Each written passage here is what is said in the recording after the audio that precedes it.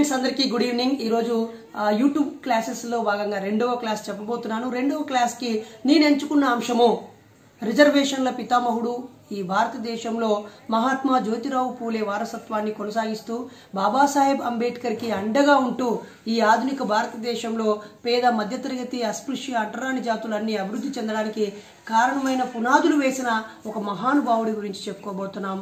అతని పేరే సాహు మహారాజ్, ఛత్రపతి సాహు మహారాజ్। మరి శివాజీ మహారాజ్ యొక్క మూల వంశంగా భావించేటువంటి మహారాష్ట్ర మరాఠా రాజ్యంలో లెక్కలలో హక్కులు పంచి అన్ని జాతులకి అవకాశాలను అందిస్తూ అప్పటి వరకు వందల వేల సంవత్సరాలుగా ఆక్రమించుకున్న కోట గోడలని బీటలు పారిస్తూ ముక్కలు ముక్కలుగా చెక్కలుగా చేసేస్తే ఎవరెంతో వారికంతా అనే ఒక గొప్ప జ్ఞాన సిద్ధాంతాన్ని సమసమాజాన్ని ఆచరణలో చూపించిన ఒక గొప్ప రాజు సాహు మహారాజ్। మరి 1874లో పుట్టినటువంటి సాహు మహారాజ్ గురించి ఒక్కసారి అవుట్ స్కెచ్ మీరే చూడండి। మరి 1874 జూన్ 26న పుట్టాడు। ఇది నేను ప్రిపేర్ చేసినటువంటి ముఖ్యమైన నోట్స్। ఆయన జీవిత చరిత్ర పుస్తకాలని కొన్నిటిని ఆయన పైన వచ్చిన కొన్ని వ్యాసాలని కూడా చదివి ప్రాథమికంగా మనం తెలుసుకొని ఉండాల్సిన కొన్ని విషయాలని చెప్పడానికి ఈ వీడియోలో ప్రయత్నిస్తాను। ఇంకా ఎవరైనా సబ్స్క్రైబ్ చేసుకున్నట్లయితే వెంటనే సబ్స్క్రైబ్ చేసుకోవాలని, ఇలా ఈ కరోనా కాలంలో ప్రజల్లోకి వెళ్ళలేనన్ని రోజుల పాటు ప్రతిరోజు ఒక ముఖ్యమైన అంశం పైన 20 నిమిషాల పాటు నేను మీకు చెప్పడానికి ప్రయత్నిస్తాను। బాగుంటే 10 మందికి పంచండి, బాగా లేకపోతే నాకు సూచించండి, బాగా చెప్పడానికి ప్రయత్నిస్తాను। మరి సాహు మహారాజ్ గురించి తెలుసుకోవడానికి సిద్ధమా? ఈరోజు ఈ మాత్రం మనం చదువుకోవడానికి కారణము ఆ రోజు సావిత్రిబాయి పూలే జ్యోతిరావు పూలేలు చదువులకు విద్యా సంస్థలు పెట్టడం అని అనుకుంటున్నాం। కానీ సాహు మహారాజ్ తన రాజ్యంలో పాలిస్తున్నప్పుడు ఒకానొక సందర్భంలో తన పర్సనల్ సెక్రటరీగా ఒక ఉద్యోగం ఉంది, నాకు ఈ రాష్ట్రం మొత్తం మీద ఈ దేశం మొత్తం మీద ఎవరైనా ఉన్నారా అని ఒక నోటిఫికేషన్ ఇస్తే కనీసం ఒక్కరు కూడా మధ్యతరగతి పేద కులాల్లో నుంచి కనీసం గ్రాడ్యుయేషన్ పాస్ అయిన వాళ్ళు లేరు। ఇది గ్రహించిన ఆయన చాలా విప్లవాత్మకమైన మార్పులు తీసుకొచ్చాడు। ఈరోజు మనం అనుభవించే అనేక హక్కుల వెనుక, ఈ సంఘ సంస్కరణ ఉద్యమాల వెనుకాల ప్రభుత్వాల మెడలు వంచి పాలకుల మెడలు వంచి ప్రజలకి ఒక సుసంపన్నమైన అద్భుతమైన పరిపాలన అందించిన గొప్ప చక్రవర్తుల్లో సాహు మహారాజ్ గారు ఒకరు। మరి ఆయన బాల్యము తన తండ్రి జయసింగ్ అబాసాహెబ్ గాడ్గే మరియు తల్లి రాధాబాయిల వద్ద గడిచింది। మరి 10 సంవత్సరాలు తాను తన తల్లిదండ్రుల దగ్గర ఉన్నాడు। 3 సంవత్సరాలకే తన తల్లి ప్రాణం కోల్పోయింది। ఆ తర్వాత అతని వయస్సు 11 సంవత్సరాలు ఉన్నప్పుడు అతని తండ్రి కూడా చనిపోయాడు। ఆయన తండ్రి చనిపోవడానికి ఏడాది ముందే 10 సంవత్సరాల వయసులోనే మనకి 1874లో పుడితే 84లో 4వ శివాజీ భార్య అయినటువంటి ఆనందబాయి గారు ఆయనని దత్తత తీసుకోవడం జరిగింది। ఈ ఘాడ్గే కులం గురించి ఒక వాక్యం చెప్పుకోవాలి। అక్కడ వివిధ వృత్తులను చేస్తూ వివిధ పనులు చేస్తూ వ్యవసాయం చేసేటువంటి కుంబి కులస్తులందరినీ ఘాడ్గేలుగా భావిస్తారు। వాళ్ళు ఒక రకంగా బీసీలు। ఇప్పుడున్నటువంటి పరిస్థితుల్లో మున్నూరు కాపులు అని అంటాం కదా, ఆ కులానికి చెందినటువంటి సామాజిక వర్గము సాహు మహారాజ్ది రాజు చక్రవర్తి। చాలా మంది ఆరే కులస్తులు కూడా శివాజీ విగ్రహాలు పెడుతూ ఉంటారు। చాలా మంది ఈ మహారాష్ట్రకు సంబంధించినటువంటి చరిత్రను మనం చదివినప్పుడు ఏ విధంగా కొల్హాపూర్ రాజ్యం ఏర్పడింది, శివాజీ రాజ్యం నుంచి ఏ విధంగా వాళ్ళ తర్వాత తరాలు విభజిస్తూ రకరకాల సంస్థానాలుగా ఉన్నప్పుడు మరి కొల్హాపూర్ సంస్థానం గురించి మనకు చరిత్ర తెలుస్తుంది। అక్కడి సామాజిక నేపథ్యము, ఆర్థిక నేపథ్యము, సాంస్కృతిక నేపథ్యం అన్నిటినీ మనం అవగాహన చేసుకుంటే శివాజీ ఏ రకమైన మార్పును తీసుకొచ్చాడు, సాహు మహారాజ్ ఆ తర్వాత దాన్ని ఎలా కొనసాగించాడు అనేది మనం తెలుసుకోవచ్చు। మరి 11 ఏళ్లకే తండ్రి మరణము, 3 సంవత్సరాలకే తల్లి చనిపోయిన ఆయన 10 సంవత్సరాలకి దత్తత తీసుకోబడ్డప్పుడు ఆయన పేరు మార్చేశారు మిత్రులారా। మనం ఆయన పేరు ముందు యశ్వంతరావు ఘాడ్గేగా ఉండేది। యశ్వంతరావు కాస్త ఆ తల్లి మన 4వ శివాజీ భార్య అయినటువంటి ఆనందబాయి సాహు అని పేరు మార్చేసింది। అయితే ఆయన ఆనందబాయికి పిల్లలు పుట్టకపోవడం వల్ల బ్రిటిష్ చట్టాల ప్రకారంగా ఎవరైతే వారసత్వం లేదో ఆల్రెడీ ఆ బ్రిటిష్ ప్రభుత్వంతో చేసుకున్న ఒప్పందం ప్రకారంగా ఆ రాజ్యాన్ని వాళ్ళు కబలించేటువంటి పరిస్థితి। అయితే తనకు తన వారసత్వంగా కుంభి కులం నుంచి తీసుకురావడం వల్ల ఇది కూడా కుంభి కులం కూడా ఒక పేద మధ్యతరగతి కులంగా భావిస్తూ రాజరిక వంశానికి హోదా లేదనేటువంటిది కూడా ఉంది. అయినా దాన్ని పట్టించుకోకుండా ఆనందబాయి ఇతన్ని తీసుకుంది. 10 సంవత్సరాలకి ఆయన అయిపోయాడు. ఆ తర్వాత ఒక రాజవంశం యొక్క వంశోద్ధారకుడు కాబట్టి, కాబోయే రాజు కాబట్టి ఈయనకి ఉన్నతమైన చదువులు, ఆంగ్ల విద్య మీద, గణితం మీద, తత్వశాస్త్రం మీద, న్యాయ వ్యవస్థ మీద, అనేక అంశాల మీద మంచి విషయ పరిజ్ఞానం ఉండాలనే ఉద్దేశంతో ఆ రాణి మరియు ఇతని తండ్రి ఈయనని బ్రిటిష్ పాలకుల చేతిలో పెట్టారు. వాళ్ళు ఆధునిక విద్యని ఆయనకి అందించడం వల్ల ఆయన ఉన్నతంగా ఆలోచించి భవిష్యత్తులో సంఘ సంస్కరణకు కావలసిన చట్టాలు చేస్తూ ప్రజలందరికీ అనుకూలమైన వాతావరణాన్ని అందించడం కోసం కావలసిన సీడ్స్ అన్ని అక్కడే పడ్డాయని చెప్పొచ్చు. ఎందుకంటే ఎవరైతే తన బాల్యంలో కష్టాలని అనుభవిస్తారో, ఎవరైతే విశాల దృక్పథాన్ని అలవాటు చేసుకుంటారో ఆ తర్వాత అది ప్రతిబింబిస్తూ ఉంటుంది. కాబట్టి అలాంటి సీడ్స్ 10 సంవత్సరాల పాటు ఆయనకు పడ్డ తర్వాత ఆయన 20 ఏళ్ల యంగ్ ఏజ్లో మన రాజ్యానికి రాజు అయిపోయాడు. మనం 1894 సంవత్సరంలో ఆయన సింహాసనం పొందాడు. అయితే సింహాసనం పొందిన 6 సంవత్సరాల పాటు ఆయన చాలా గొప్ప పాలనను అందించాడు. అందరికీ అందుబాటులో ఉన్నాడు. సులువుగా అందరితో కలిసిపోయాడు. ప్రజల అవసరాలను గుర్తిస్తూ ఉన్నాడు. కానీ ఒకరోజు మనం ఈరోజు ఆయన గురించి గొప్పగా చెప్పుకోవడానికి ప్రధాన కారణమైన ఒక సంఘటన మనం మాట్లాడుకోవాలి. అది జరిగింది 1900 సంవత్సరంలో. 1900 సంవత్సరంలో ఆయన పంచగంగా నదికి స్నానానికి వెళ్ళాడు. వెళ్ళగానే ఈ రాజపురోహితుడు ఉంటాడు. ఈ రాజపురోహితుడు చక్కగా వెళ్ళి ఆయన ఏం చేశాడు, స్నానం చేస్తూ ఉంటే ఉచ్చారణ చేస్తున్నాడు. ఏం ఉచ్చారణ? మంత్రాలు. ఆ రాజులు స్నానాలు చేస్తూ ఉంటే మంత్రాలు పాడుతూ ఉంటారు కదా. అది పాడుతూ ఉన్నప్పుడు పక్కనే ఉన్నటువంటి ఇతని సహాయకుడు, ఇతని సేవకుడు మహారాజా, అతను వేదోక్తమైన పద్ధతిలో మంత్రాలు పాడకుండా పౌరాణిక పద్ధతిలో మంత్రాలు పాడుతున్నాడు. అలాగే రాజు కంటే ముందే తాను చక్కగా స్నానం చేసి శుభ్రతతో ఉండి మీరు స్నానం చేస్తూ ఉంటే ఆయన మంత్రాలు జపించాలి, గంగా స్నానం చేస్తూ ఉన్నప్పుడు, పంచగంగా స్నానం. కానీ ఆయన స్నానం చేయలేదు, పూజ చేయలేదు, మీకు పౌరాణిక పద్ధతిలో మంత్రాలు చదువుతున్నాడు అనగానే ఏమిటి అని ఆపి ఆయన అడిగాడు. అప్పుడు ఆ రాజోపాధ్యాయుడు ఏమన్నాడో తెలుసా? అవును, నేను స్నానం చేయను. నువ్వేమన్నా రాజవంశీకుడువా? నువ్వు రాజువా? ఏదో రాజు అయినంత మాత్రాన నీకు రాజరికం ఎట్లా వస్తుంది? బ్రహ్మ తల నుండి బ్రాహ్మణుడు, భుజాల నుంచి క్షత్రియులు, ఉదరము నుంచి కోమట్లు, పాదాల నుంచి శూద్రుడు, నువ్వు శూద్రుడివి, నువ్వు అస్పృశ్య జాతి వాడివి అని చెప్పేస్తాడు. అరే నేను ఒక రాజును, నువ్వు నా కింద ఉద్యోగివి, నువ్వు నన్ను ఇట్లా అంటున్నావు ఏంటంటే, అవును పాలకుడు అయినంత మాత్రాన పుట్టుకతో వచ్చే కులం పోదు, నేను ఎట్టి పరిస్థితుల్లో చెయ్యను అనగానే అరే ఇదేంటి ఇలా చేశాడు అని చెప్పి దీన్నే వేదోక్త వివాదం అంటారు. ఈ వివాదంలో అప్పుడున్నటువంటి ఆదిశంకరాచార్యులు, మఠాలు, పీఠాధిపతులు, బాలా గంగాధర్ తిలక్ లాంటి వాళ్ళు కూడా ఇందులో ఇన్వాల్వ్ అయ్యారు. ఆయన తిరిగి రాజ్యంలోకి వచ్చాక రాజు ఇచ్చే వేతనముతో నడిచే నువ్వు, రాజు ఇచ్చినటువంటి ఆ అగ్రహారాల ద్వారా లేదా కొంత ఇనాం భూములు ఇవ్వడం ద్వారా ఆ భూములను మీరు అందుబాటులో పెట్టుకొని బతుకుతున్న మీరు ఇలా చేయటం కరెక్ట్ కాదు. మీరు కరెక్ట్గా నన్ను రాజుగా గుర్తించి రాజుగానే రాజరిక మంత్రాలు పాడితేనే నీకు ఉద్యోగం ఇస్తానని, లేకపోతే ఇవ్వను అంటే నా ఉద్యోగం పీకేసినా మంచిదే, నేను పాడును అంటాడు. అంత అహంకారం ఆ రోజుల్లోనే, 1900 సంవత్సరంలోనే అంత దుర్మార్గమైన ఒక రాజు కూడా కులం పేరుతో, మతం పేరుతో ఎంత వివక్షకు గురవుతాడో చూడండి మిత్రులారా. ఇంకా మన పూర్వీకులు ఇంకెంత బాధపడి ఉండి ఉంటారు.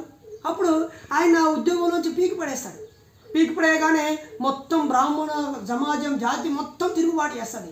ఇదిగో మా రాజరికంగా రాజు దగ్గర ఉండేటువంటి ఈ ఉద్యోగాన్ని తీసేశాడు అని కోర్టుకి వెళ్తారు. ఆయన రాజు ఇష్టం అని చెప్పేసి కోర్టులు తీర్పుని ఇవ్వడము, బ్రిటిష్ ప్రభుత్వం దగ్గరికి వెళ్తారు. అయినా అది రాజు తన ఇష్టం అని చెప్పడం వల్ల మళ్ళీ కాస్త గొడవలు జరిగి 5 సంవత్సరాల పాటు జరిగింది మిత్రులారా.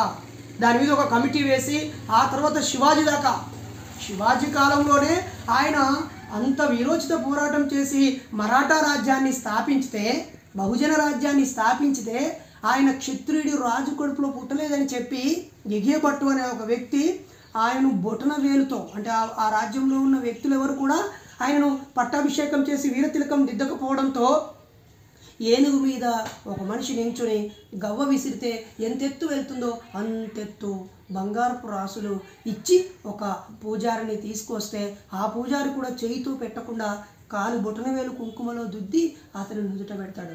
ఆ మరుక్షణం అతని తలని ఖండించేస్తాడు. ఆ తర్వాత జరిగిన పరిణామాలు వేరు. ఇలా ఆయన ఉపనయనం కాలంలో కూడా ఇలాంటి వివాదమే చేశారు, పెళ్లి కాలంలోనూ ఇలాంటి వివాదమే చేశారు. ఇలా చెప్తూ పోతే రాజులైనా కూడా మధ్యతరగతి పేద జాతులు, రాజులైనా కూడా రాజరికం లేదు. గుర్తుపెట్టుకోండి మిత్రులారా. ఒక్క బ్రాహ్మణులు, క్షత్రియులు, వైశ్యులు జంజరం వేసుకునే వాళ్ళు తప్ప మిగతా వాళ్ళందరూ కడజాతి వాళ్ళే, తక్కువ జాతి వాళ్ళే, అంటరాని వాళ్ళే. ఈ అంటరాని వాళ్ళలో మళ్ళీ ఎస్సీలు, ఎస్టీలు, ఇంకా ఇంకా ఇంకా ఇంకా అణిచివేతకు గురయ్యే అస్పృశ్యులు పుట్టుకొచ్చారు. నిజానికి అగ్రవర్ణాలు లేదా బ్రాహ్మణుల చేత సవర్ణులు, అవర్ణులు అనుకునేటువంటి వారిలో బ్రాహ్మణులు, క్షత్రియులు, వైశ్యులు ఈ 3 కులాలు మాత్రమే అగ్రకులాలు. మిగతా వాళ్ళందరూ శూద్ర కులాలే. ఇప్పుడు మనం అందరం విర్రవీగేటువంటి వెలమ దొరలు కానీ, పటేన్లు కానీ, కమ్మలు, కాపులు కానీ, రెడ్లు కానీ వీళ్ళందరూ కూడా పూర్తిగా అంటరాని జాతులే, శూద్రులే, తక్కువ కులాలే. గుర్తుపెట్టుకోండి. మరి ఈ పరిస్థితుల్లో ఈ 1900 సంవత్సరంలో ఆయన ఒక్కసారి నా పర్సనల్ సెక్రటరీగా ఒక ఉద్యోగి కావాలి, అతను బ్రాహ్మణేతరుడు కావాలి. నా రాజ్యం నిండా ఎటు చూసినా బ్రాహ్మణులే ఉన్నారు. బ్రాహ్మణేతరుడు నాకు వెనకబడిన కులాలలో నుంచి ఒకడు కావాలి అని అంటే ఆయన రాజ్యం మొత్తం వెతికిన ఒక్కడు కూడా డిగ్రీ పాస్ అయిన లేడు. అప్పుడు డిగ్రీ ఫెయిల్ అయిన ఒక జైన్ వ్యక్తిని తన పర్సనల్ సెక్రటరీగా పెట్టుకున్నాడు. దీనికి కూడా కోర్టుకు వెళ్ళారు, దీనికి కూడా వివాదం చేశారు. అదిగో మా వాళ్ళు బ్రాహ్మణ సోదరులు డిగ్రీలు పాస్ అయిన వాళ్ళు ఉన్నా వీళ్ళకి ఇవ్వకుండా ఆ ఉద్యోగాన్ని ఒక కడజాతి, అంటరాని జాతి జైనుడికి ఇచ్చారు అని చెప్పి వివాదం చేశారు. అప్పటి నుంచి ఆయన పైన కక్ష సాధింపులు, అడుగడుగున చీత్కరాలు, అవమానాలు, ఇబ్బందులు పెట్టారు మిత్రులారా. ఒక రాజుగా ఆయన 1900 సంవత్సరంలో ఆయన మైండ్లో పడ్డ సీడు ఆ తర్వాత అసలు బహుజనులు ఎక్కడున్నారు, ఈ అస్పృశ్యులు ఎక్కడున్నారు, అంటరాని జాతులు ఎక్కడున్నారు, బీసీలు ఎక్కడున్నారు, ఎస్సీలు ఎక్కడున్నారు, అసలు ఈ సమాజం సమానత్వం వైపు వెళ్తుందా? నేనేమో ఇంగ్లాండ్ వెళ్ళి ఇంగ్లీష్ నేర్చుకుని వచ్చాను, బ్రిటిష్ వాళ్ళతో సమానంగా చదువుకున్నాను, ఇంగ్లీష్ విద్య నేర్చుకున్నాను, సంస్కరణ విద్య నేర్చుకున్నాను, అక్కడ దేశాల్లో చైనాలో ఎలా ఉంది, రష్యాలో ఎలా ఉంది, అమెరికాలో ఎలా ఉంది, ఇంగ్లాండ్లో ఎలా ఉందని నాకు తెలుస్తుంది. కానీ నా దేశంలో ఇంత ఘోరమైన వివక్ష ఉందా అని చెప్పి అప్పటి నుంచి మొదలు పెట్టాడు. అస్పృశ్యులకి, అంటరాని వాళ్ళకి విద్య అవసరమని గుర్తించి రాజు అందించే డబ్బుల సహాయంతో నడిచే విద్యా సంస్థల్లో ఒక కులానికి చెందిన వాళ్ళే చదువుకోవడం ఏంటి? అన్ని సబ్బండ వర్ణాల వాళ్ళు చదువుకునే అవకాశం ఇవ్వాలి. అలా అయితేనే ప్రభుత్వం నుంచి నేను అందించే డబ్బులని అందిస్తాను, లేకపోతే అందించనని చెప్పి ఆయన కోత విధించి అప్పుడు స్టార్ట్ చేశాడు. మిత్రులారా, మీకు తెలుసో లేదో, మనం ఇప్పుడు ఒక్కసారి ఇక్కడ చూసినట్లయితే ఆయన సత్యశోధక సమాధిని మళ్ళీ పునరావృతం చేశాడు. ఎందుకంటే జ్యోతిరావు పూలే, సావిత్రిబాయి పూలే సంఘ సంస్కరణ ఉద్యమాన్ని బుద్ధుడు తర్వాత మహారాష్ట్ర కేంద్రంగా, పూణే కేంద్రంగా వాళ్ళు విస్తృతం చేస్తున్న పరిస్థితుల్లో సమాజంలో ఒక మార్పు తీసుకొస్తూ, ఒక చైతన్యాన్ని తీసుకొస్తూ ఆయన, మీరు పూలే గురించి చెప్పాలంటే గులాంగిరి పుస్తకంలో చాలా చక్కగా బానిసత్వాన్ని వివరించాడు. ఎలా ఆర్యులు వచ్చారు, ఎలా దేవుళ్ళు పుట్టారు, వాళ్ళు ఈ ప్రజల్ని ఎలా చిత్రహింసలు పెట్టారు, మన మనుషుల మధ్య ఎలా వైషమ్యాలు నూరిపోశారో వివరించారు. అలాంటి వ్యక్తి అందించినటువంటి సత్యశోధక సమాధిని ఈయన తిరిగి అందుకున్నాడు. ఈ సమాజంలో ఉన్న ఈ అసమానతలు పోవడానికి సంఘ సంస్కరణ ఉద్యమం కావాలి. ఈ సంఘ సంస్కరణకు ఒక రాజస్థానంలో ఉన్న నేను ఏం చేయగలను అని ఆలోచించి భాస్కర్ గారిని, ఆయన భాస్కర్ రావు జాదవ్ అనే వ్యక్తిని ఈ సత్యశోధక సమాజ్, మహాత్మా పూలే స్థాపించిన ఈ సంస్థను నువ్వు కొనసాగించాలని చెప్పి సత్యశోధక పెళ్లిళ్ళు చేశాడు. పూజారు లేకుండా పెళ్లిళ్ళు చేశాడు. మనిషి గౌరవించే సెల్ఫ్ రెస్పెక్ట్ మ్యారేజ్లు స్టార్ట్ చేశాడు. ఇక్కడ ఏ విధంగా అయితే తమిళనాడు కేంద్రంగా జస్టిస్ పార్టీ 1917, 1920లో ఏ విధంగా అయితే మార్పును తీసుకొచ్చిందో, ఈయన దానికంటే 15 ఏళ్ల ముందే తన రాజ్యంలో ఒక విప్లవాత్మకమైన మార్పులను తీసుకొచ్చాడు. ఆ తర్వాత ఆయన ఏకంగా ప్రతి వీధిన పాఠశాలలు ప్రారంభించాడు. ప్రతి ఊరిలో పాఠశాల ఉండాలి, అక్కడ వాళ్ళ మాతృభాషలో చదువు ఉండాలి. ఏ ప్రాంతంలో ఏ ప్రజలు అధికంగా ఉన్నారో ఆ ప్రజల్లో నుంచే ఉపాధ్యాయులు రావాలని ఆయన కోరి ఉపాధ్యాయులను పెట్టి అలాగే చదువులు చెప్పించడం ప్రారంభించాడు. ఆ క్రమంలోనే ఆ రకంగా మనము చూసినట్లయితే సాహు మహారాజు చాలా మార్పులు చేశాడు. ముఖ్యంగా మూలాల్లోకి వెళ్ళి ప్రజలకి చదువును అందించాడు.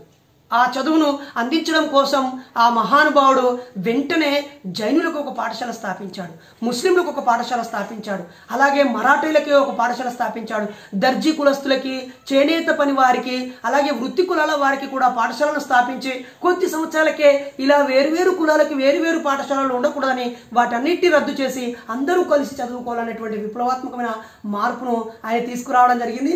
ఆడపిల్లలకు కూడా ప్రత్యేక పాఠశాలలు పెట్టి వారిలో కూడా ఉన్నత విద్యలు రావాలని చెప్పాడు. అంతేకాకుండా ఈ పని చేసుకొని బతికే వారికి లేదా రాజ్యంలో గ్రామాల్లో పాలకులుగా పనిచేసే వాళ్ళకి కూడా ఉద్యోగస్తులకు కూడా శిక్షణ తరగతులు నిర్వహించాడు. సాంకేతిక పరమైన పరిశ్రమల జ్ఞానం అందించాలనుకున్నాడు. రైతులకు కూడా ప్రత్యేక శిక్షణ తరగతులు పెట్టాడు మిత్రులారా. ఈ రోజే ఉన్నాయే కాదు, అంతేకాకుండా తరతరాలుగా యుగయుగాలుగా ఒకే వంశస్థులు కుటుంబస్తులే పాలకులుగా ఉండడము, కుటుంబస్తులే ఉద్యోగస్తులుగా ఉండే పట్వారీ పటేల్ అనే ఉద్యోగాలని పూర్తిగా రద్దు చేసి పడేశాడు. అలా రద్దు చేయడం ద్వారా ఎవరైనా చదువుకున్న వాళ్ళు విద్యావంతులు అర్హులే అని చెప్పేశాడు. ముఖ్యంగా మహిళలకి ఉన్నత విద్య, సాంకేతిక విద్య అందాలన్నాడు. అంతేకాకుండా మహిళలకి భర్త ఒకవేళ నచ్చకపోతే చిత్రహింసలు జరుగుతున్నాయి, వాళ్ళు వచ్చి చెప్పుకునే అవకాశం ఉండట్లేదని చెప్పి వాళ్ళకు ప్రత్యేకంగా చట్టాలను చేకూర్చాడు. బాల్య వివాహాలని రద్దు చేసే చట్టం కూడా ఆయనే తీసుకొచ్చాడు. అంతేకాకుండా ఇంకొక ప్రత్యేకమైన గొప్ప పని ఏం చేశాడంటే, ఈరోజు మనం 1954 స్పెషల్ మ్యారేజ్ యాక్ట్ ప్రకారంగా కులాంతర పెళ్లి చేసుకోవాలి, కులాంతర పెళ్లి చేసుకున్న వాళ్ళకి 2.5 లక్షల రూపాయలు ప్రభుత్వం ఇస్తుంది అని చెప్పుకుంటున్నాం కదా. అలాగే ఆ రోజుల్లోనే కులాలని వర్ణాంతర పెళ్లిళ్ళు చేసుకోవడానికి ప్రత్యేక చట్టం చేశాడు. అలా పెళ్లిళ్ళు చేసుకున్న వాళ్ళకి చట్టబద్ధత చేస్తూ వాళ్ళ పెళ్లిని రిజిస్ట్రేషన్ చేశాడు మిత్రులారా. ఆ క్రమంలోనే ఆయన మనం ఇంకొకసారి చూసినట్లయితే మరాఠా దీనబంధు పత్రికను కూడా ఆయన ప్రారంభింపజేశాడు. ఎందుకంటే ఈరోజు వాయిస్ అనేది పత్రికల రూపంలో అందుతుంది. పత్రికలు కొద్దిమంది చేతిలో ఉన్నాయి, టీవీల రూపంలో అందుతుంది, టీవీలు కొద్దిమంది రూపంలో చేతిలోనే ఉన్నాయి. కాబట్టి పత్రికలు, టీవీలు, మీడియా ఎవరి చేతిలో ఉందో వాళ్ళు మ్యానిపులేట్ చేసే అవకాశం ఉంది. ఏది మన ప్రజలు చూడాలనుకుంటున్నారో వాటిని ప్రదర్శిస్తారు. మీరు ఉదయం నుంచి సాయంత్రం వరకు ఏదైనా టీవీలో చూసినట్లయితే ఆ యాడ్స్ రూపంలో ఏ వస్తువులు మనం కొనాలని మన మెదడులో వేస్తారో దాన్ని కొనే దిశగా మనల్ని ఆలోచింపజేస్తారు. మనం ఏది చూడాలో వాళ్ళే డిక్టేట్ చేస్తారు, మనం ఏది ఆలోచించాలో వాళ్ళే డిక్టేట్ చేస్తారు. అందుకే పత్రికల్లో అయినా ప్రసార మాధ్యమాల్లో అయినా వాస్తవంగా కనిపించట్లేదు.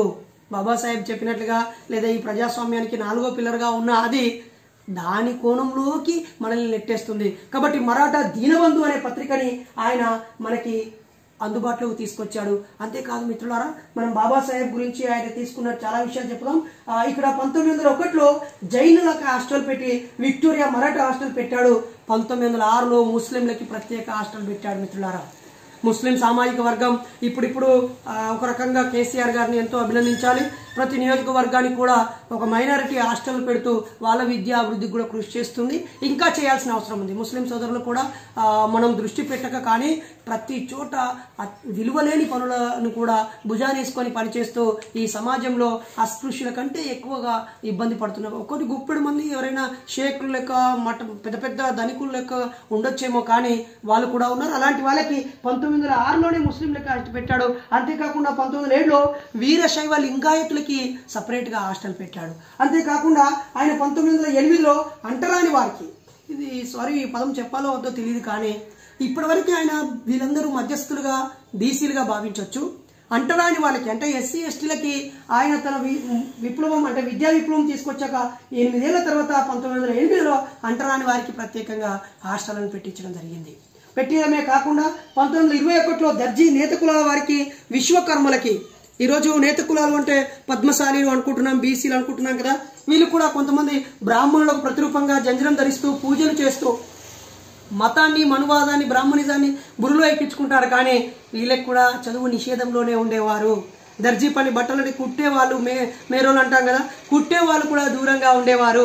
వీళ్ళకి కూడా విశ్వకర్మలు అంటున్నాం కదా, ఈరోజు మనం అనుకునేటువంటి పంచకులాలు అది వడ్రంగి వాళ్ళు, కౌసాలీలు, కర్రల పని చేసేవారు, బంగారం పని చేసేవారు, ఇనుము ఇత్తడి పనులు చేసేవారు, వ్యవసాయ పనిముట్లు అందించే ఈ సమాజ నిర్మాతలుగా ఉండేటువంటి ఆ విశ్వకర్మలకి కూడా చదువు లేదు, చదివితే చంపేటువంటి పరిస్థితి, కేవలం బ్రాహ్మణులకు మాత్రమే ఉండేటువంటి చదువుని ఆయన మన సాహు మహారాజే 1921లో మనకు చదువును అందించాడు.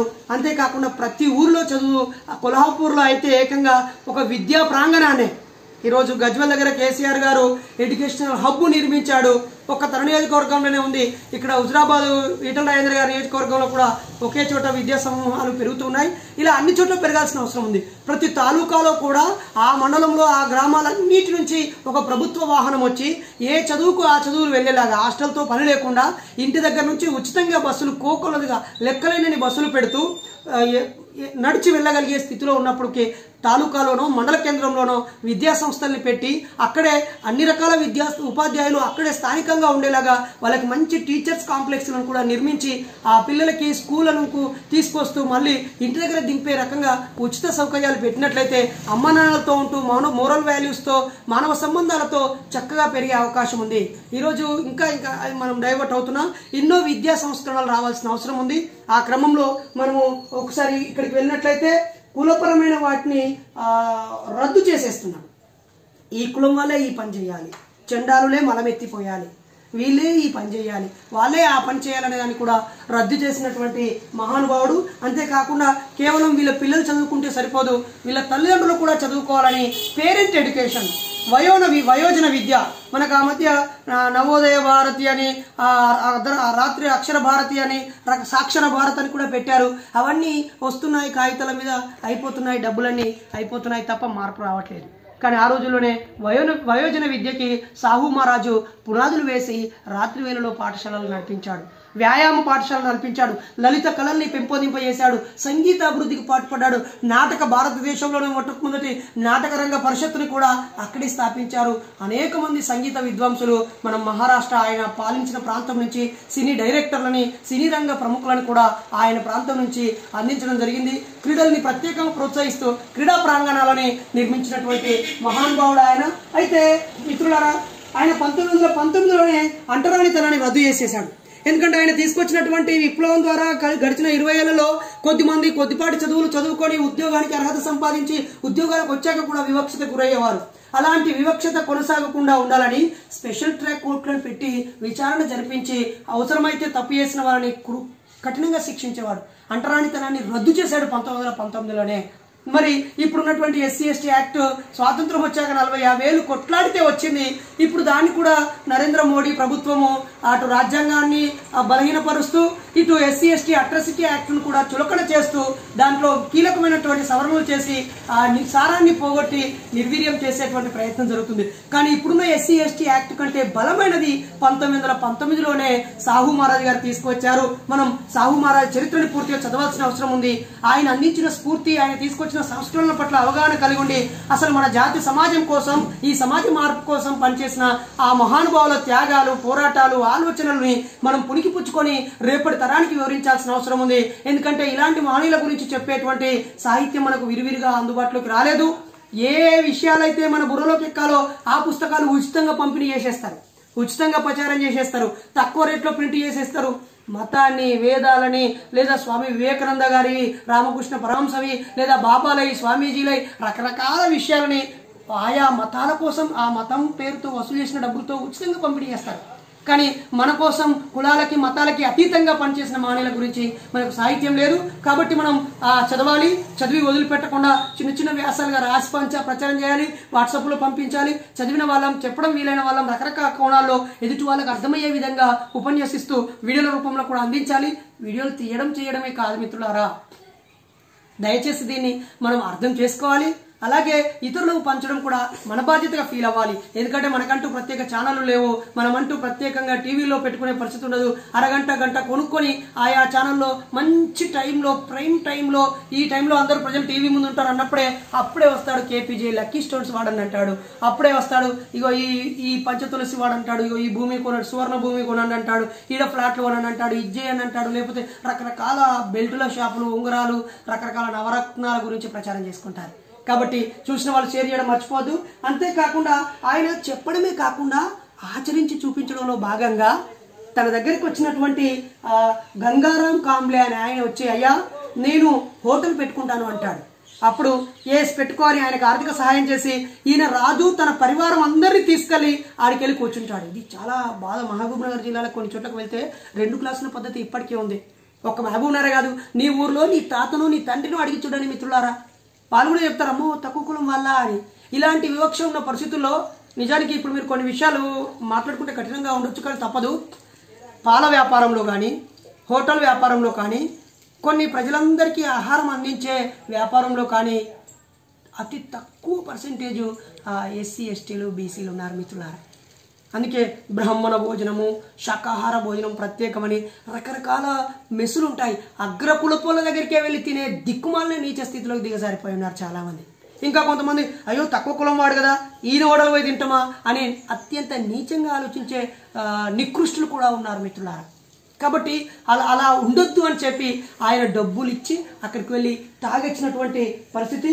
అంతేకాకుండా ఆయన మనం చెప్పుకోవాల్సిన ఒక ముఖ్యమైనది 1900 సంవత్సరంలో వేదోక్త సమస్య వచ్చినప్పుడు ఏ విధంగా చదువు వైపు ప్రజల్ని అందరికీ అవకాశాలు ఇవ్వడం ఎలా జరిగిందో, రెండోది ఆయన చేసిన అతి గొప్ప విప్లవాత్మకమైన పని 1902 సంవత్సరము జూన్ 26.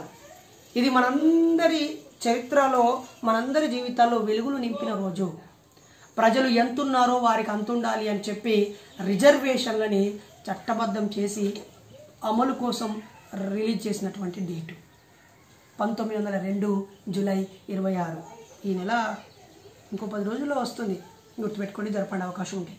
ఆయన 50% రిజర్వేషన్స్ కన్ఫర్మ్ చేసేసాడు. ఎందుకంటే ఈ పేద ప్రజలకి అవకాశాలు రావాలి. మరి ఇన్ని వందల సంవత్సరాలకు బ్రిటిష్ వారు తీసుకొచ్చిన విద్యా సంస్కరణలు,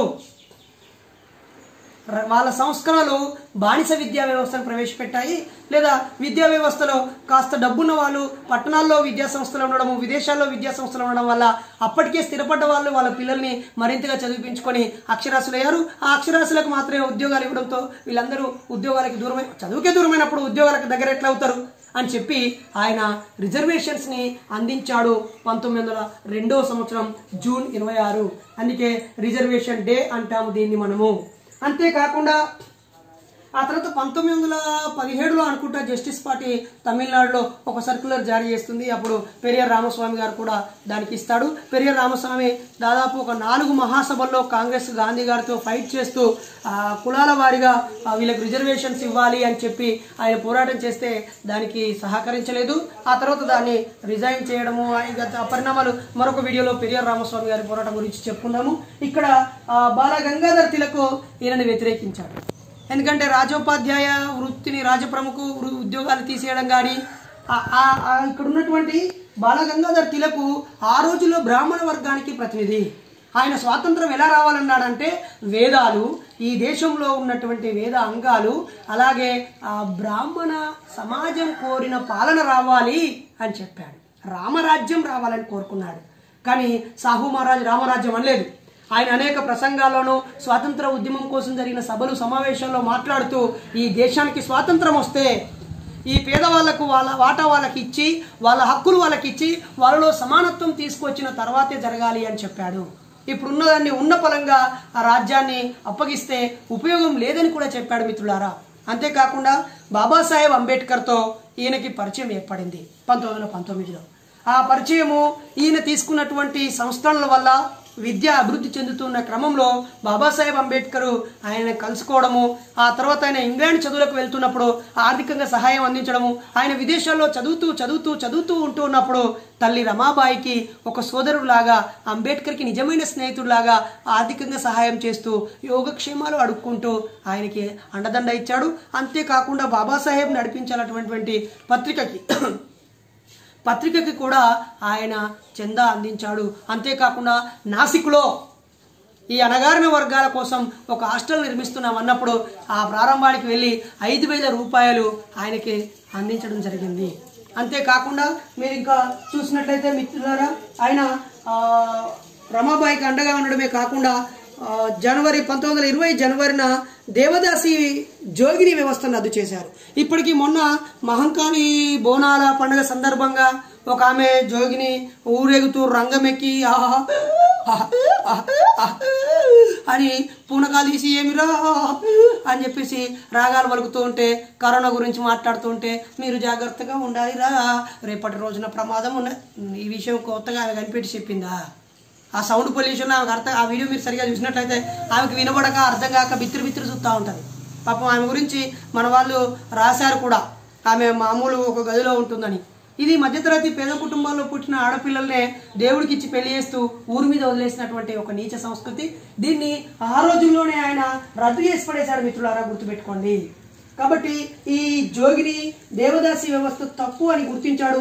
అంతేకాకుండా మనం ఈరోజు కూడా ఎవరైనా వేశ్యల మీద వ్యాసాలు రాసినా, ఒక వేశ్య తన అనుభవాల్ని రాసినా గుండె కరిగిపోతూ కన్నీరు కారుతూ అయ్యో అనుకుంటాం కదా. దీన్ని ఆ రోజే సాహు మహారాజ్ గుర్తించి అసలు ఈ వేశ్యలు బలవంతంగా వేశ్య వృత్తిలోకి నెట్టబడుతున్నారు, ఎవరు ఇష్టపూర్వకంగా ఒళ్ళు తాకట్టు పెట్టి బతకరు, అంతేకాకుండా వాళ్ళు వ్యభిచరిస్తూ దొరకగానే అధికారులు కూడా వాళ్ళని తప్పుదోరి పడుతున్నారు, వాళ్ళని హింసలు పెడుతున్నారు, దోపిడీ చేస్తున్నారని చెప్పి వ్యభిచారాన్ని రద్దు చేస్తే నడవదు, అసలు వ్యభిచారంలోకి వెళ్ళిపోయిన వారికి పునరావాసం కల్పించాలి అని చెప్పి జీవో తీసుకొచ్చి లక్షలాది రూపాయలని వాళ్ళ అభ్యున్నతి కోసం కృషి చేస్తూ వాళ్ళకి చదువులు, నైపుణ్య వృత్తి శిక్షణలు అందించాడు. ఏకంగా తన బంధువుల్లో ఆడవాళ్ళకి కూడా, తన భార్యకి కూడా ఎంబ్రాయిడరింగ్ వర్క్ కానీ, తర్వాత రకరకాల కుట్టు మిషన్ వర్క్లు కానీ, ఇతర పనులు, చదువులు, బొమ్మలు, చిత్రలేఖనము అన్నీ నేర్పిస్తూ ఆడవాళ్ళకి ఒక సమానత్వం దిశగా ఆలోచన చేశాడు ఈ మహానుభావుడు. అంతేకాకుండా ప్రజల భాషలో మాట్లాడేవాడు. స్వాతంత్రానికి ముందే బ్రిటిష్ వాళ్ళ పరిపాలనకి మన పరిపాలనకి మధ్య కొంత డిస్ప్యూట్స్ వచ్చినప్పుడు హిందూ లా రాసింది ఆయనే. ఇందులో వివాదాలు ఎలా ఉండాలి, వివాహం ఎలా ఉండాలి, వారసత్వం ఎలా ఉండాలి, ఆస్తుల పంపిణీ ఎలా ఉండాలి, ఇలా రకరకాల అంశాల మీద ఆయన చట్టాన్ని రాయడం జరిగింది. అప్పటికే దేశం మొత్తం మీద ఉన్న అనేక వివాదాలకి ఈయన రాసినటువంటి హిందూ పర్సనల్ లానే పరిష్కారమైంది. ఆఫ్టర్ ఇండిపెండెన్స్ కూడా సాహు మహారాజ్ రాసినటువంటి ఆ చట్టాన్ని ఆమోదిస్తూ ఇండియన్ పర్సనల్ హిందూ లాగా కన్వర్ట్ చేయడం జరిగింది మిత్రులారా. కాబట్టి బాబాసాహెబ్ అంబేద్కర్ కూడా మహిళల కోసం హిందూ కోడ్ బిల్లు తీసుకొస్తే దాన్ని పార్లమెంట్ ఆమోదించకపోవడంతో బాధపడి నిరాశలో ఆయన దాన్ని రిజైన్ చేశాడు. ఒకసారి హిందూ కోడ్ బిల్లు కూడా ఒకసారి మనం చెప్పుకుందాం. అంతేకాదు అసలు ఈ ఓటు గురించి ఆయన జర్మనీ లాగా, ఇంగ్లాండ్ లాగా, బ్రిటన్ లాగా వయోజనులు అయిన వారందరికీ ఓటును ఇవ్వాలి అని చెప్పాడు. సాహు మహారాజ్ అప్పుడే స్వాతంత్రానికి ముందే ప్రతిపాదించడం జరిగింది. అంతేకాకుండా ఆయన కరువు సమయంలో అన్ని పనులు రద్దు చేసినటువంటి వ్యక్తి. కొన్ని ప్రత్యేక ప్రాజెక్టులు కట్టించాడు. ఆ రోజుల్లో విలాసాల మధ్య రాజులు ఉంటారు, వినోదాల మధ్య ఉంటారు రాజులు. కానీ అలా కాకుండా ప్రజల్లోకి వెళ్తూ, ప్రజల భాష మాట్లాడుతూ, ప్రజల భాషలోనే పాలన రావాలని ఒక చట్టం తీసుకువచ్చాడు. అలాగే కరువు కాటకాలు వచ్చినప్పుడు కూడా పూర్తిగా రద్దు చేసి పడేశాడు. ఒక సిస్టమ్ తీసుకొచ్చాడు. రైతులకు శిక్షణలు ఇవ్వటము, పని మీద నైపుణ్యాన్ని కలిగించడము, ఎన్నెన్నో అవకాశాలని కల్పించాడు సాహు మహారాజు. అంతేకాకుండా వాళ్ళ నాన్నగారి పేరు మీద, యశ్వంతరావు గాడ్గే గారి పేరు మీద పరిశ్రమలలో పనిచేయడానికి పరిశ్రమలను కూడా స్థాపించి అభివృద్ధి చేయడం కోసం టెక్నికల్ శిక్షణను కూడా ఆయన ఇప్పించినటువంటి మహానుభావుడు సాహు మహారాజు. అంతేకాకుండా వడ్డీ వ్యాపారము, ఈరోజు మైక్రో ఫైనాన్స్ పేరుతో ఆడవాళ్ళు ఎంత ఇబ్బంది పడుతున్నారో, అలాగే రకరకాల గిరిగిరీలు, చిట్టీలు, రకరకాల పేరుతో అనేక రేట్ల వడ్డీని తీసుకొని ఏ విధంగా కుళ్ళిపోతున్నారో, ప్రజలు ఎంతగా చితికిపోతున్నారో దీన్ని గుర్తించి వడ్డీ వ్యాపారాన్ని రద్దు చేస్తూ కోఆపరేటివ్ బ్యాంక్ సొసైటీలని ఆ రోజు ఆయన పునాది వేయటం జరిగింది. కాబట్టి ఒక ఆర్థిక సంస్కరణలు, ఒక పరిశ్రమల సంస్కరణలు, వ్యవసాయ రంగము, విద్యా రంగము, సాంస్కృతిక రంగము, అటు విడాకులు, కులాంతర పెళ్లిలకి చట్టం తీసుకురావడము, రిజర్వేషన్లు, ఇలా ఒకటి కాదు రెండు కాదు మిత్రులారా, అనేక అంశాల్లో గొప్ప పనులు చేసినటువంటి అతి గొప్ప మహానుభావుడు సాహు మహారాజు. కాబట్టి సాహు మహారాజు అంటే మనకి హక్కులను అందించిన మహానుభావుడు, గొప్ప సంఘ సంస్కర్త, రాజు అయ్యుండి పేద ప్రజలకి అందుబాటులోకి వచ్చిన ఒక బహుజనుడు. మరి చాలా మంది మున్నూరు కాపులు ఆయన్ని ఓన్ చేసుకుంటూ ఈయన మా కులంలో పుట్టిన గొప్ప రాజు అని చెప్పి శివాజీ వారసులం మేమని చెప్పుకుంటున్నారు. ఆయన్ని ఒక కులానికే పరిమితం చేయకుండా అందరం అందరం ఆయన్ని ఓన్ చేసుకోవాలి. వాళ్ళ త్యాగాల్ని వాళ్ళ పోరాటాలని పుణికి పుచ్చుకొని మనం మరింత చైతన్యంతో ముందుకు వెళ్ళాలని ఈ సందర్భంగా కోరుతూ మరొక్కసారి చిన్నగా ఒక్కసారి అన్నీ చేసేద్దాం. ఆయన 1900 సంవత్సరంలో ఒక అవమానానికి గురవడంతో మొదలైంది. మరి ఆయన 10 ఏళ్ళు బ్రిటిష్ వారి ఆధ్వర్యంలో చదివాడు. 10 ఏళ్ళకి ఆయన దత్తత తీసుకోబడ్డాడు. ఆ తర్వాత చక్కగా 20 ఏళ్ళ యంగ్ వయసులోనే పాలకుడయ్యాడు. ఆ తర్వాత 1922 మే 6వ తేదీన డిసెంబర్ 6న బాబాసాహెబ్ అంబేద్కర్ గారు చనిపోయారు. అంటే ఆ తేదీ చెప్తున్నాను, 1956లో. ఈయనేమో 1922లోనే చనిపోయాడు. మరి ఒక గొప్ప రాజుని మనం ఈరోజు గుర్తు చేసుకున్నాము. రిజర్వేషన్ల పితామహుడు, మనకి అవకాశాల్ని కల్పించిన మహానుభావుడు, చదువు నేర్పించిన మహానుభావుడు, మన వాళ్ళందరి చదువుకి తోడ్పడిన మహానుభావుడు, సంఘ సంస్కరణకి కృషి చేసిన మహానుభావుడు. కాబట్టి ఈరోజు నాస్తికులందరూ, హేతువాదులందరూ సంఘ సంస్కర్తలుగా ఉండాలి. మీ గ్రామాల్లో, మీ కుటుంబాల్లో, మీ ఇంట్లో అనేక చాదస్తాలు, ఆడవాళ్ళని తక్కువగా చూడటాలు, లేదా తరతరాలుగా కొనసాగే మూఢనమ్మకాలకు ప్రతిరూపాలని కొనసాగించడాలు చేస్తున్నాం. వాటన్నిటిని రూపుమాపి శాస్త్రీయ సమాజాన్ని, మెరుగైన సమాజాన్ని ఉండాలి. వ్యక్తి మార్పు జరగాలి, వ్యక్తిత్వం నిర్మాణం కావాలి. వాళ్ళ మెదడులో నాటుకుపోయిన అజ్ఞానాన్ని తొలగించాలని, తొలగించడానికి అందరూ సహకరించాలని కోరుతూ రేపు మరొక మహానుభావుడి జీవిత చరిత్రని లేదా సమాజాన్ని ప్రభావితం చేసిన ఒక అంశం మీద మరొక క్లాస్ చెప్తూ మీ ముందుకు వస్తానని కోరుతూ మరి సాహు మహారాజ్కి జోహార్లు.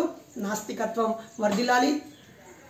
ఈ యూట్యూబ్ క్లాసెస్ మీకు నచ్చినట్లయితే మీ కామెంట్ రాయండి. వీడియో మీకు మళ్ళీ పెట్టిన వెంటనే తెలియడం కోసం బెల్ బటన్ నొక్కండి. సబ్స్క్రైబ్ చేసుకున్న వాళ్ళకి ధన్యవాదాలు. ఇంకా ఎవరైనా సబ్స్క్రైబ్ చేసుకున్నట్లయితే వాళ్ళు చేసుకోవాలని కోరుతూ ఈ వీడియో ప్రధానంగా మహిళలకి అలాగే సామాన్య ప్రజలకి అందుబాటులోకి వెళ్ళాలని చేయడం జరిగింది.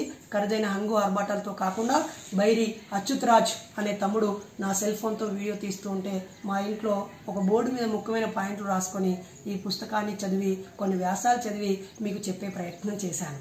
సో చాలా ఈ విషయాలనే వ్యాసాల రూపంలో వాట్సాప్లో పెట్టినా మన వాళ్ళు అలా స్క్రోల్ చేసి వదిలేస్తున్నారు. ఫేస్బుక్లో ఉన్నా దాన్ని వదిలేస్తున్నారు. కాస్త చూస్తారని, సీరియస్గా ఆలోచిస్తారని ఈ వీడియో మీ ముందుకు పెట్టడం జరిగింది. మరి మళ్ళీ అవుట్ స్కెచ్ ఆయన విప్లవం తీసుకొచ్చాడు, రిజర్వేషన్స్ ఇచ్చాడు, బాబాసాహెబ్ అంబేద్కర్కి అండగా ఉన్నాడు, హిందూ లా రాశాడు, అనేక చట్టాలు తీసుకొచ్చాడు, బాల్య వివాహాలు రద్దు చేశాడు, వ్యభిచారం రద్దు చేశాడు, వెట్టి చాకరీ రద్దు చేశాడు, అంటరానితనాన్ని రద్దు చేశాడు, రిజర్వేషన్స్ అందించాడు, చదువులు చెప్పించాడు, ఎన్నో మార్పులు తీసుకొచ్చాడు. సో ఆయనకి జోహార్లు అర్పిస్తూ ఆయన స్ఫూర్తిని కొనసాగించాలని మీ అందరికీ తెలియజేస్తూ, ఆ రోజుల్లో ఏ విధంగా బాల గంగాధర్ తిలక్, శంకరాచార్య మఠాలు ఆయన్ని ఏ విధంగా చిత్రహింసలు పెట్టాయో మీరు గమనించాలని, ఆలోచించాలని, మార్పు దిశగా మీ ప్రయాణం సాగాలని కోరుతూ జై ఇన్సాన్, మనిషి వర్ధిల్లాలి. జై భీమ్, జ్ఞానం వర్ధిల్లాలి. మనిషి వర్ధిల్లాలి, జ్ఞానం వర్ధిల్లాలి, మూఢనమ్మకాలు నశించాలి. నేను మీ బైరి నరేష్, భారత నాస్తిక సమాజం రాష్ట్ర అధ్యక్షుడిని. 3వ లెసన్ రేపు మళ్ళీ చూడండి. ఈ 2వ లెసన్ విన్నందుకు ధన్యవాదాలు. Bye bye.